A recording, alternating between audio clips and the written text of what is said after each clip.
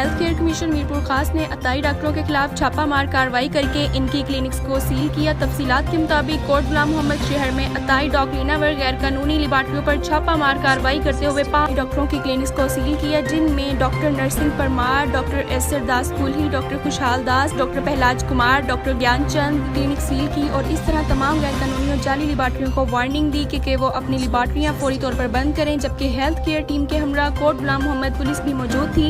इस मौका तरीका की अवाम का मीडिया से बात करते हुए कहना था कि अताई डॉक्टर और जाली लेबार्टरियां मौत के सौदागर बनकर अवाम को मार रहे हैं। इनकी आला हुकाम से मुतालबा है कि सख्त नोटिस लेते हुए इनको मुस्तकिल बुनियादों पर सील किया जाए, फिर कोई इंसानी जिंदगियों से खिलवाड़ करने की अपने अंदर जुर्रत पैदा ना करे। इससे पहले भी हेल्थ केयर कमीशन ने कार्रवाइयां करते हुए अताई डॉक्टरों के क्लिनिक्स लेबार्टरियां सील की थी, लेकिन दूसरे दिन ही ये लोग सील तोड़कर अपना काम शुरू कर देते हैं और धड़ल्ले से कहते हैं हमें कोई रोक नहीं सकता। इस गनाउने काम से अवाम का आला हुकाम से मुतालबा किया है कि इनके खिलाफ सख्त से सख्त कार्रवाई करके सील किया जाए। कैमरा टीम के साथ चौधरी अदनान अफजल, KTV न्यूज़ मीरपुर खास।